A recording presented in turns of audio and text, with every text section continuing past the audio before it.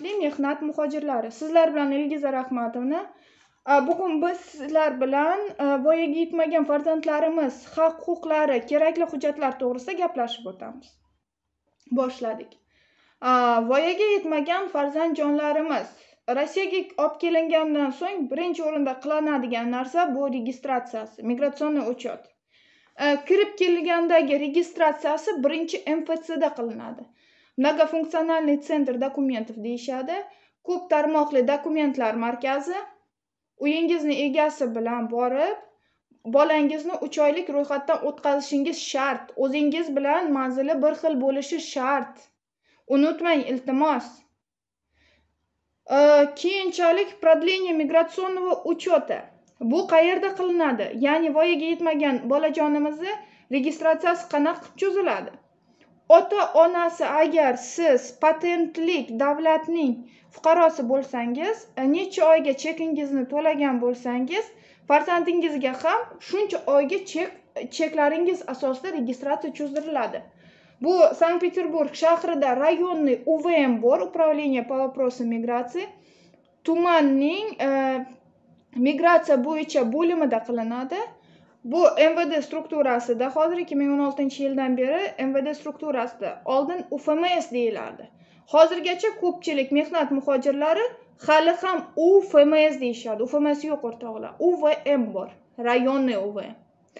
O'sha yerga borib, bolangizni migratsiya ro'yxatini cho'zasiz. Qilinishi kerak, shart. Bolajonlarimiz agar 2 yoshdan 7 yoshga qadar bo'lsa yoshi, qanaqa hujjatlar taqdim etiladi? Birinchi o'rinda bu farzandimizning kirib kelgan pasporti, biometrik pasport bo'ladimi, zagran pasport bo'ladimi? O'shaning shtampli joylari kopiya qilinadi. Oldindan tayyorlab boring, chunki u yoqda 2 soat, 3 soat yozishingiz mumkin. Kerakli hujjatlar silkasini kommentariylarda qoldiraman. Ikkinchisi, tug'ilganlik haqidagi guvohnomasi. Tug'ilganlik haqidagi guvohnomaga e'tibor bilan qarang. Rus tilida yozilgan sahifasining pechatini ichi shtampida rus tilida yozilgan bo'lsa, perevodi kerak emas. Undan so'ng migratsionnaya karta, migratsiya kartasi. Va undan so'ng страховой polisi. Страховой polisining kerak bo'lishini keyinroq tushuntirib o'taman. Chunki bolamizni biz registratsiyasidan tashqari 7 yoshgacha bo'lsa bog'chaga, 7 yoshdan so'ng bo'lsa maktabga joylashtirishimiz shart. Страховкasi ana shu hujjatlarni yig'asiz. Bu bolani paketi deyman men. Va undan so'ng ota-onalarga kelamiz. Ota-onalarning ham xuddi shunaqa pasporti, migratsion ucheti birinchi o'zingizga cho'zdirasiz, keyin farzandingizga.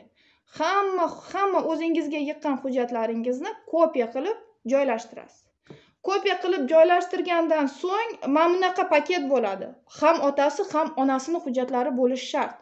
Mать одиночка bo'lsa yaxshi, hujjatlar kamroq bo'ladi.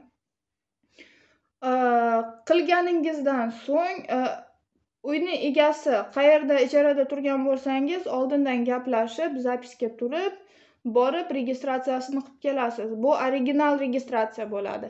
Bolaga hech qachon sizni registratsiyangizdan oldin 1 yillik registratsiya qilib berish iloji yo'q. Unutmang. Bola sizni cheklaringiz asosida registratsiya qiladi faqat. Sizni registratsiyangiz bilan bolaning sroki har doim bir xil bo'ladi. Ota-onalar hurmatli. Meni diqqat bilan eshiting. Chunki bolani registratsiyasi keyinchalik bog'chalarga, maktablarga berilishi mumkin. Bog'chaga berilganda полный перечень dokumentov chet el fuqarosi bo'lsa, bog'changizni rayonidagi UVM, Управление по вопросам миграции bor. O'sha yoqqa hujjatlar jo'natilgan holatda, asosan bu fevral oyida bo'ladi yo oktyabr-noyabr oyida. Har yili oktyabr-noyabr yoki fevral oyida maktablar, bog'chalar hamma перечень dokumentlarni иностранный гражданин легально находится или нет ligini bilish uchun jo'natishadi. O'sha holatda bolangizni hujjatlari soxtaligi kelib chiqsa, sizni rayonniy UVM bog'cha joylashgan tumandagi migratsiya bo'limiga taklif qilishadi va sizni so'roqqa tutishadi. Agar bolaning migratsiya ro'yxati soxta bo'lsa, Undan tashqari imенно sizga, farzandingga emas, farzandga emas, sizga jinoiy ish ochishadi. Bundan yomon narsa yo'q. Undan ko'ra soxtalashtirmay toza qilgan ma'qul. Sizlar bilan Ilgiza Rahmatovna keyingi blokimizda bog'chaga joylashish sistemasini o'rganamiz. Bog'chaga qanaqa hujjatlar kerak bo'ladi va hokazo. Polniy 11 yillik ta'lim o'tgandan so'ng, nasib bo'lsa, dekabr oylariga qarab sizlar bilan oliy ta'lim haqida gaplashamiz. Videolarim har 3 kunda bir chiqadi. Kutib qoling va kanalimizga yoziling. Xayr ko'rishguncha.